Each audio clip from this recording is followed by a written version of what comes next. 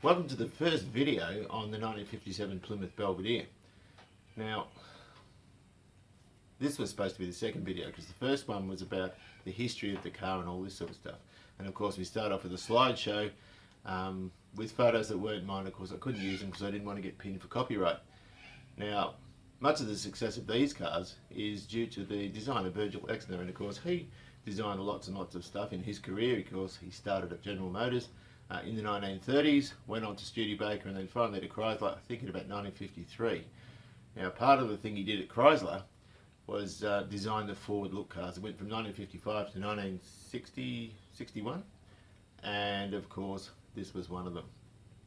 And of course Chrysler sales were waning, and he of course brought it up to speed and made them really, really desirable. Now part of that is due to the fact that when he took the gig on at Chrysler, he ensured that he had full control over the claim modelers, and of course the engineers couldn't intervene. And he did incredible work with them, and I had all sorts of stuff, information and slideshow on him, but of course I can't use it. Now the second thing, the part that got me hooked on these, of course, there was Christine, and that was a film based on a novel by Stephen King that was released in 1983 that I saw years and years ago for the first time, and then sort of forgot about it until my daughter at 14 and a half was argumentative and nasty at times. And of course she had a liking for horror films, and I recommended that she watch this film, which she said it's about a car, forget it, but I put it on for her. She immensely enjoyed it. Of course I'd forgotten that it was full of bad language, and was sitting there thinking, gee whiz, I hope her mum doesn't walk in.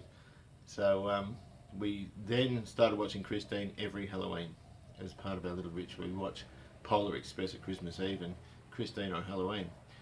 But that was an incredible film and did an awful lot, even though they started with 21 cars and destroyed 19 of them. I think one of them got resurrected. Of course that did an awful lot for the popularity of the car as well. But the thing that got me into it was when I started watching American Hot Rod, and of course in 2007 Boyd Coddington and his crew were commissioned to resurrect or get running again a car that was buried in 1957 in June the 14th, 1957. And of course it was a Belvedere hardtop, a 57 Belvedere hardtop, which was buried in Tulsa, in Oklahoma, as part of their Tulsa-Rama festivities. And of course the car was a new vehicle with 4 miles on the clock, and it was buried with a whole lot of artifacts, including a lady's purse with lipstick and cigarettes, and it had all sorts of stuff in it, bobby pins, that sort of stuff that was chucked in the glove box. In the boot, of course, a case of beer, a couple of tins of petrol or gasoline, on the off chance that when they unearthed the car 50 years later, they had some fuel to start it with. Not to mention that fuel goes off, but anyway. There was also a case of beer and all sorts of other bits and pieces like that. Of course, much of it was buried in a sort of a tank, a small, looked like a boiler tank type thing. That stuff all survived, and there was a flag, a 48 state flag in there, all sorts of other stuff as well. But the problem was it was built in a sort of a 6-inch thick concrete shell. Similarly, you find like an in-ground pool type shell outside the city courthouse in Tulsa, and of course sealed off. But through time, water seeped in. Of course, when they discovered the car, they were sitting in 4 feet of water, and with evidence that the water had gone right up to the lid, almost up to the lid. And of course, the car had been submerged several times, more than several times, over its 50-year tenure underground. And when they pulled it out, it was a mess. Of course, it wasn't resurrectable at all. It then went off to Ultra One, where they did a non-invasive type rust process on it, rust removal process. And of course, the car looked a lot better then, but it was pretty much gone. And it was awarded to, I think they had a contest, and a man called Ray Humberton won it. He, of course, passed away in 1979. And his wife passed away in 1988, and of course it was then awarded to his sisters. Now, along with the car was a $100 deposit that was putting the car, or started with the car, that had increased in value to $660. And of course, you know, it was pretty much gone. They didn't end up taking the car. I don't think it went to Ultra One. They spent about $15,000 trying to resurrect it. And sort of fixing it up to a presentable state, but now, and also it's sat for about 7 years idle. But now, of course, it's found a permanent spot in a museum, an automotive museum in Roscoe, Illinois. So that was the car that really got me into these sorts of things. And every time we watched Christine on Halloween, I'd jump on car sales and Just Classic Cars and websites like that to have a look at what was available. And of course, there was never anything available that wasn't under about $65,000. So this one's come up. Now, this is a partially restored car. It's had a body off restoration on it. It's had the engine done up, apparently. Whenever I see engines advertised as being restored, I often think they've just had rings and bearings chucked through them and a Relican paint job. So we need to have a good look at it, inside, underneath. Apparently the brakes have been done as well, but I'm not sure. I've got to see that. So anyway, look, this is the first video on the car. I hope you enjoy. Another thing, I'll put a link in the description for a video that was made, or a film that was made by the Chrysler Corporation to promote the forward look vehicles. Of course, it's quite cheesy. They've got these mock families and individuals saying, oh, I'm going to order mine in blue, I'm going to order mine with the V8 engine and all this sort of stuff. And there's one ominous looking character that says, I want it in black. And of course they go through the video starting with the frame, which they call number 642, and they go through the manufacturing process all the way until the very end, and it's about a half-hour film. It's absolutely great. Even though it is a little cheesy and that sort of stuff, it's nice watching a lot of those old videos. Okay, so we're on the freeway, and we're on our way to Dandenong to the transport company to see if this Plymouth's arrived yet. Maybe we can see it through the fence. Not sure, we'll just see. After 800 meters, take the exit 25, State Route 12, Greens Road, then turn left. Hear that? No. Alright, so it's in here. That's where that gate is. You have reached your destination on your left. Is there a holding yard? Can you see anything? No, Dad, I'm driving. Oh, sorry. Just pull over. Yeah, just pull over. I want to have a look in there. I don't think it's there. I can't see anything. There's a Commodore. There's all that. He's in a Navara. Look for a red car. It's from New South Wales. That's what he said. So he's brought that down. Hang on, mate. I feel like a freaking stalker. I know. He's talking too expensive. Don't think it's there yet. Can you see around there? They're all caravans, aren't they? Hey? I feel creepy. Yeah, it's not there. Oh, I'm so excited for this. Hey. Oh, it's broken already. Look at the And fins. the tree's gonna rip it off. It's so pretty. Look at it. It's very good. No, it's so pretty, Dad. Alana, whatever your name is.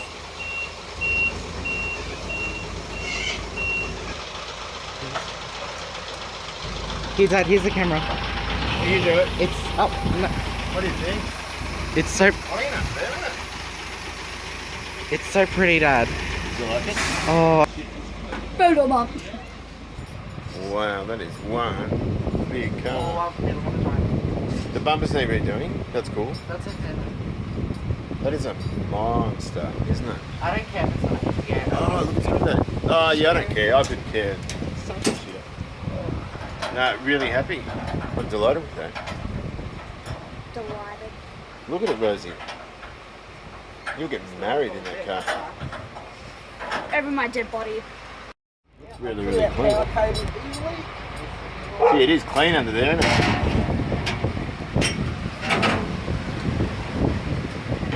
That's mental. Sorry, mate, I'm in the way.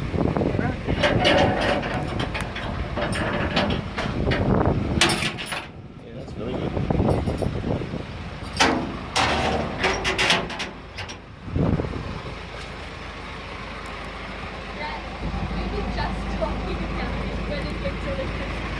We were.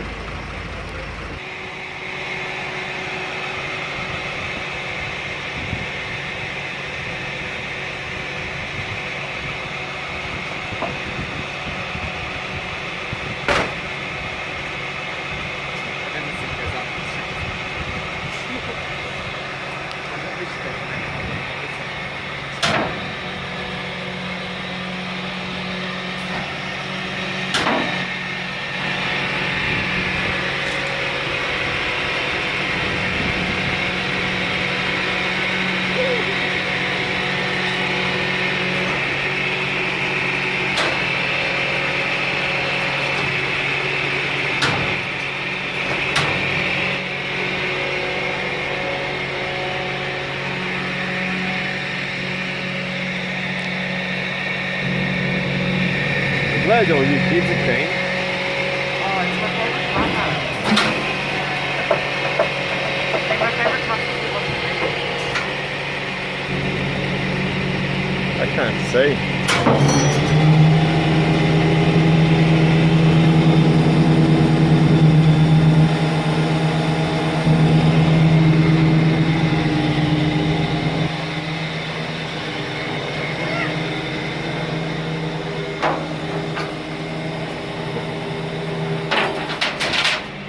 That is mental, isn't it? Just picked up this old Plymouth. It's a bit dirty. I'm just giving it a bit of a bath to see what's there. I've got to be careful though because it hasn't got the glass fitted. So just giving it a little bit of a wash down, a wipe, just to see what we've got. It does look so far though to be really, really, really good. Alright, so we'll take a quick look around this. This is a 1957 Plymouth Belvedere. It's been repainted in PPG 2-back and it looks really, really good. I'm very happy with that. The paint's beautiful on it. Interior's yet to be done. I don't think it's a factory red car at all. It looks like a Christine clone, although it is a club sedan. It's a two-door club sedan, coupe. It's not the hard top, the sports roof one. So you can see the original trim colour was teal. I imagine a teal interior would be optional on or available on a white car, a green car, maybe a yellow car, something like that. I've just given a very, very rudimentary clean. It does need rear bumper, or both bumper bars actually. They're not very good. But underneath is just as clean as in here, or out here. It's had a body off resto on it, although what I didn't like was they've reused the old mounts, which have some perishing on, so they might have to come out again. Came with new door seals. You can see if I pull that out, the gaps are pretty good, really good. The key, of course, is coded for the all three locks, the ignition and two front doors. The boot's different though, the trunk. So that's all got the sort of shrink wrap around it. Looks like the steering wheel's been changed. I think they had a different shape onto that. But all things considered, this car is an unfinished project. They've done funny things on it actually. They've done things like this. They've put a radio antenna there, which interferes with the mirror, which is a bit of a pain. It's just a bit dirty. And they've left the holes for the Belvedere script, which I'll put back on. I'm very happy with this though. Now it came into the country in 2006 to Adelaide and was sold to a panel beater who did a body off resto on it, but didn't finish. For whatever reason, he had to sell it prematurely, which I'm quite sure he was not too happy about. I've tried to contact him, but the phone number on the import papers, or the how do you get the bonnet open on this? The phone number is being answered by somebody else. Right, dusty, but very clean. You can see it's all been done in 2-pack in here as well. Huge, physically huge engine. It's only a 4.9 litre, and this, of course, is a poly head or polyspherical chamber. I'll go into what that all means in the next video. And of course, one of the things that impressed me about this so much was the fact that it's all factory. That's the factory carburetor, air cleaner. It's never been messed with. It even has the original generator there. A rather mangy looking belt. Apparently the engine's been reconditioned. I pulled the dipstick before. It's murder to get in and out because of the fuel line. And the oil's squeaky clean, but I'll take a cover off. And I'll take a cover off and have a look in there. But it's a lovely looking old thing. Nice and original. And of course tomorrow, because running out of daylight now, tomorrow we'll get underneath and have a good look. The glass for the back's in the back seat. The front glass, of course, is shrink wrapped on. So before we do anything, we have to get a headlining. Then we can have the glass put in and do the interior. And of course it needs an exhaust as well. Now, in the back, oh, here we go. Comes with a whole raft of spares, including a brand new carpet, a red carpet, which is there. And the original door trims, which are absolutely gorgeous. They've got this metallic fabric. I don't know what that is. And it's I don't know that you could ever replicate this, but you can get reproduction metallic vinyls, which I would like to do, because these are sort of a bit like that. They're quite iridescent. Of course, in addition to that, there's all sorts of spare parts, all your chrome and stainless mouldings and that sort of stuff are down there. Also spare paint, spare 2-pack paints under there, and it's had a boot seal put on it. The door seals came with it as well. But just an unfinished project, and one that I can't shut the boot on. Hang on a sec. There we go. You will need parcel tray doing, all the trim redoing, but that's okay. But in itself, that will be quite an expensive job. It also needs tyres. They've had it. The exhaust system, of course. The body mounts I don't like. Steering wheel resto. Try and find another ex-US one. And of course, if I get in here, probably quite difficult to see. There's the, well, are we going to focus? Come on, focus, that's better. It's also got the torque flight transmission. The push button torque flight, not the power flight 2-speed, which is good. It came with the radio, although the seller said the radio was alright. It's pitted, it's awful. So, otherwise the car's brilliant, all the structure's brilliant, all the hard work's done. Really, it's just sending it out to get trim work and exhaust and that sort of thing done. It looks a bit orange in this light because we're running out of daylight now, but it's only just rolled up. So, it's not pristine, I don't know what you call it, but it's pretty good. It looks like it's missing a stone tray from under there too. But I'll have to source some bumper bars and just a few parts just to bring it up to speed. But I must say, it does look pretty good. So I think I'll try and put him to bed in the garage. Rightio. So I don't know anything about this car. I do know it needs tyres. I know the brakes need attending to. I know it needs the interior doing, and it needs a new piece of glass cut for the driver's side, that sort of thing, but I don't really know anything about it. I know it was sold in 2006 to a panel beater who did it up for himself, apparently before he was put in a position where he needed to sell it. So I'm going to get two things, a mechanic's magnet and a small bit of t-shirt, and just go around the thing with a magnet just to see where it's not magnetic, and that'll give me some indication of how much fill is in it. So we're going to be looking around the areas that'll rust. That's got to be re-secured, that bit there, but I don't care about that for now. And I'm just going to go around. Now it's losing a bit of, oh, it's not too bad. Yeah, there, okay. So I know here, I don't know if that's in frame, there's filler there. So I'm just going to go around the sills, all the parts that would normally be associated with rust, and have a bit of a look. Alright, these are known, that's alright, these are known for rusting in the eyebrows. And that is really, Cleo, stop growling. That is really, really good. So I'll just go around the other side. So I'm just going around the whole car. Whoa, that's really good. So this could have been, whoops, this could have been quite a good example. Although it's from an area sort of north of Los Angeles. So it should have been a reasonably dry, hang on a second, I can't get that to sit. A reasonably dry area, but I don't know. The further up you get, the wetter it is. I'm just going to hold that there. That's really strong. That's excellent. And that's, of course, really strong. I found some in the boot lid that I don't like. Down here, whoops, down here we're good, but we're not magnetic there.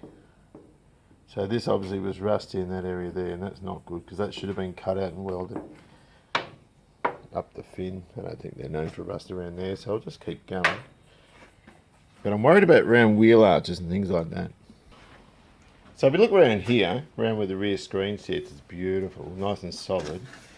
There's no issue around there at all, because this has probably all been redone. And of course, getting the magnet out, it's all good as well. But of course, around the front, for transport, we've had the screen sort of mocked in, if you know what I mean. So I don't know what that looks like behind there. So I've got Charlie to cut this wrap so I can take it off and have a bit of a look behind there.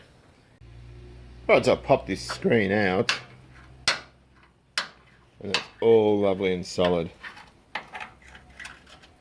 Got a couple of chips where the screen scratched it up and all that sort of stuff, but it's all really good. It's really, really good. I only found a couple of bogged up areas behind the wheel arch. Or at least, you know, I think it's bogged up. Oh, that's not very good. Hope I don't scratch it with this thing. That looks like it's been pitted, but it's all really solid. That's cool. Now the engine bay, a couple of things. Obviously the horns need a repaint, that's no big deal. I'll test those reasonably soon. The old torque light's missing its dipstick, so I'll need another dipstick for it. I also want to clean this up a bit. This is all beautifully painted and you can't see for all the dust on it. And of course, the engine has all this sandy type of nonsense on it too, so I need to clean all that off. I'll block off the accelerator pump before I do that. But the other thing I've noticed that I reckon needs attention is the part that I think looks really dagging. Some of these wires, they're really rigid. And when they get like that, they're inclined to snap. Well, the insulation's inclined to snap. So I'm going to change all these wires here. I might even reroute them. Of course, the other thing is we've got overspray on wiring looms, which is ugly. This loom's also quite rigid, but of course loosens up as you get toward the firewall. Plug leads, again, they're pretty rotten. They're leaning against the manifold. They're far too long and they've got red overspray on them. So they're all going to get changed, and I'll sort of give it a good going over. But essentially, things like that need doing. Also, the heater core isn't connected. We've got this arrangement where we have a sort of an archway going back into the engine from the water pump, which is dodgy. So I need to figure out what's going on with that. That might necessitate taking the heater box out, of course, and getting it re-cored. At the end of the day, this is this fibrous stuff like the Galaxy and the Falcon had. Really easy to break it. But it has been out recently for repainting, obviously, so I'm not expecting it to be too difficult. There's a chip there too.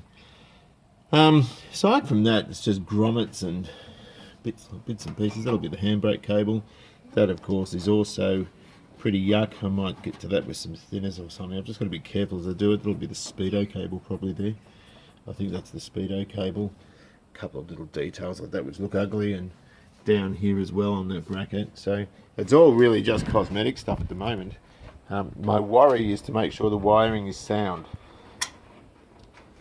and that feels all right. I don't know what this is. It's probably like a big piece of buzz bar or something that distributes voltage. Don't know. I need to take to it with a test light, figure out what everything does. But some of this wiring does feel really, really brittle. So, moving forward. A couple of other things we're going to look at. There's some sort of gasket or something missing from here, a little bellow thing. I've also seen those two tubes down there that could be heater as well. So I've got to figure everything here out. Giving it a bit of a clean, you can see just how beautiful that's come up. Even down on the chassis legs, this car is absolutely stunning. Really, really happy with that. I might, I forgot to mention this thing here, the regulator, I believe that is. That needs to look a bit better. It looks a bit mangy and manky. And also these bolts here, they'll all be 5/16, I'd imagine. Probably 5/16 course. I might get them plated. Just make it look a little bit better. Right, well, I'm under the back of the car. I'm just sort of having a bit of a look around. It all looks very, very nice under here. It's just dusty, that's all. So we sort of come across, you can see, I'm just trying to hold the light and camera at the same time. You can see most of this is just dust all over the rear axle there. It's all painted really, really nicely. You can just sort of wipe all that off and it's all this nice gloss black under there. The shockers, I'm not sure if they're the old shockers and he's just given them a paint job. The rubbers look like the paint's cracked on them, but I think he's just painted the old ones, I'm not sure. What I'm interested in though is the brake lines. You can see it's just all dirty. All that, all that dust and that sort of stuff just wipes off. Fuel tank here. That all looks kosher. Not sure what sort of fitting that is. That looks like an exhaust olive, but it's not. And just things that I need to check. For example, bits of fuel line, and that's new. That's good. That's the sort of thing I'm sort of looking at to make sure those sorts of things have been done. But the chassis looks brilliant. Let's get up here a little bit further. Got the shackle rubbers there. It's got new shackle rubbers in it by the look of it, which is good. This is what I want to look at. Ah, look at that. That's wonderful. New brake lines. Now he's done the brakes, but he's sort of done bits of it. I don't want to get too close to it. The brakes look pretty mangy. I don't know if they're new old stock shoes, brake linings or not. The wheel cylinders look new. Because we'll pull those rubbers off when I can. I can't do it here because I've sort of got all my hands occupied at the moment. Oh, that looks fairly good. He's used the old brake lines though, which I would have replaced. If you're wondering why there's a plethora of jack stands under here, it's because I couldn't get the back wheels out with the axle sort of supported, so I had to stick them under the frame and lower the back axle to get the wheels out from underneath the arches. That all looks fairly good. That's one of those weird universal joints. I'll have to have a look at that. That doesn't look like it's been touched. But on the whole, it all looks really, really good. There's the torsion bars and the torque float. I've got to figure out how this weird push button auto thing works. It all looks nice. Of course, again, it's just all sort of dust and dirt. Under there you can sort of wipe it off and it leaves this lovely black finish. Of course, the steering gear looks good. It really was a bit of a super buy, this car, I reckon. Really, really good. I'm very, very, very happy with it indeed. Because it could have been a barge. We've got a nice dry looking rear main. A bit of a weep at the sun plug, but who cares about that? That's very easy to rectify. Of course, the arches up here are again absolutely lovely. The work that this man's done is sensational. Of course, we're under the front now. The good thing about this is it uses ball joints, not kingpins. You can see it's got a new brake line there. Those ball joint rubbers look funny, but they're actually a two-piece thing. They look to have been replaced. I'm not sure. They could have been. I need to take the front wheels off and have a look at that. I'm not terribly sure. This is a car that's a model that I'm not at all familiar with, really. But really, really impressive. Not bad at all. That freeze plug or Welsh plug, that looks dodgy. Where is it there? I don't know what the story of that is. That looks very dodgy actually. And that one's the same, this is the other side. So I don't know if he hasn't sealed them properly or what. Looks like he's used a brass plug. There's a bit of electrolysis happening between the cast iron and the brass. Don't know what the story of that is. I might pressure test it and have a look. So all indications on this thing looks like some things have been done very, very, very well. Let's kick the camera. And it just looks like it's been sort of banged together in haste. So I'm assuming the story was the original owner did the car up for himself and then was forced to sell it. So it sort of looks a bit like he did it all really, really well and then sort of realised he had to sell it before he had a chance to finish it, so they just knocked it all together. I'm going to take this cover off. Wow, that has been done. I just don't want to break this bloody gasket because I don't know when I'm going to get another one. Gee whiz, that's clean as a whistle. Look inside the cover. I can see why. Gee. That is sensational. I didn't expect that. This looks absolutely brilliant. I'm very happy. It's at least had the heads hot tanked by the look of it. So it may well have been reconditioned properly. That is all absolutely squeaky. Now I was told it was reconditioned, and when I see things like this I'm always dubious about them, because basically anyone can throw rings in an engine and then just bang it together and give it a rattle can paint job, but this looks like it's been done properly. And you can see here, this is called a poly head, and so you've got the exhaust valve sort of parallel to the cylinder bores, and you've got the intakes on an angle there. So they call them a semi-hemi, these things. They're polyspherical chamber. But gee whiz, you know, the more I look at this car, the more I'm impressed. There's only been one or two little things that I'm really not happy with, but they're fairly minor. Now this is an A series or an A engine poly. The first polys were basically a Hemi block with the narrower heads on, the smaller heads on them. The reason for that was because the Hemis were expensive and also time consuming to produce, and they needed something cheaper for the Plymouth cars. Now these were the perfect solution in that they used, well the early ones, sorry, used the same block as the Hemi and had a separate valley cover down here with the manifold sort of sitting on top like a spider. It had sort of like an air gap type appearance like the Edelbrock air gaps, and also the forward wide blocks were the same. Now when they went to this type of poly, the A engine, of course the intake manifold forms part of the belly cover. Now these aren't interchangeable with Hemi parts. You can't retrofit Hemi heads and that sort of stuff onto these.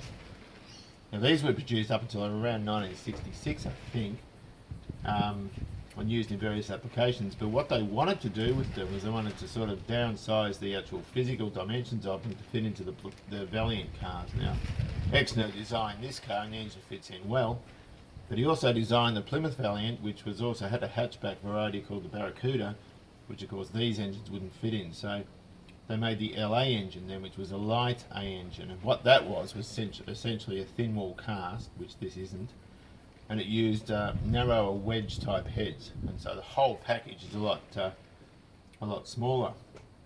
And of course the LA engine we all know is 273s, 318s, 340s and 360s. Now these ones came as a 277, a 301, a 303, a 313, a 318. There was all sorts of, I think a 313, I might be wrong with that, all sorts of variations to it. Now oddly enough, this is called a Fury 301. The ironic part about that is that the 301 was never in the Plymouth Fury. That of course in 1957 was the 318, and it used dual 4-barrel carburetors, which were only 375 I think CFM each. They're only little babies, but of course it developed something like 290 horsepower, which is huge numbers for 1957. If you think about it, 12 years later Ford were getting the same out of their Windsor 351 4Vs that was stuck in XW GTs and stuff like that. Now these cars aren't all that heavy, they're basically just a big empty tin shell. There's no electric windows, there's no power seats, power equipment, air conditioning and all this sort of stuff, power steering that the Cadillacs use, so they're an awful lot lighter than those. But even so, at 290 horsepower, they sort of sprinted along quite well. I can't remember the performance figures for them, but they were quite brisk. In reality though, if you put one next to an XW GT and had a drag race, the Plymouth would get a fair bit of a hiding, I would think, because being the bigger engine on the XW, you're going to be able to access the torque a lot quicker, and the cars are a bit lighter as well. Now in 1958 they used the 318 poly as well in the Fury, but also the Golden Commando, which was the B series, the first of the big block Chrysler engines, and that was called the Golden Commando, and again it had the dual quads, developed I think 325 horsepower, and they sort of went down that road. Now in comparison to Australia, I mean these things did sub 8 seconds to 100 kilometres an hour, or to 60 miles an hour I should say, which was, you know, beautiful for 1957. Of course in Australia we only had FC and FE Holdens, EK Holdens, stuff like that with 138 grey engines, little 6-cylinder things that were lucky to put out 80 horsepower. I think they took about almost 20 seconds to get to 100 or to 60 miles an hour. So these are good. The only downside I know about these, and I'll talk to my engine builder about these, and the poly engines are known for cracking in the chambers, the heads. So hopefully this one's all been crack tested. The work is certainly indicative of having good high quality work done on it. And so I'm assuming it's all been done properly. So at the very least, it's had a nice set of new cylinder heads put on. The only thing I don't know really is the fact that it whether it's had unleaded or hardened valve seats. So that's our little Poly 301. It's a 4.9 litre, good for 215 horsepower, I think. I'd have to check that. So very, very good for its year. Very, very good. Quite impressive. So that's it for this video. The next one will be up shortly. This is where I start pulling bits and pieces off the car, checking what we've got. We have a look at the engine and brakes and all this sort of other stuff. I've got the wheel off behind me, you can see there. I've already done that. I've already done the bits of video footage, and I've also already looked at the car pretty much as a whole, so I really know it a lot better than I did. Now the other thing is, I do have a video due for the engine on this Ford that I'm restoring here, and that really does take a bit of priority because it's supposed to be a 2-year resto. I've been 18 months almost, and we haven't even got the engine in, so that needs to be the next video I do really. I will put the Plymouth one up first because I've already shot it. So hope you've enjoyed it. Drive safely, enjoy your classic, and I'll see you later. Ta-da.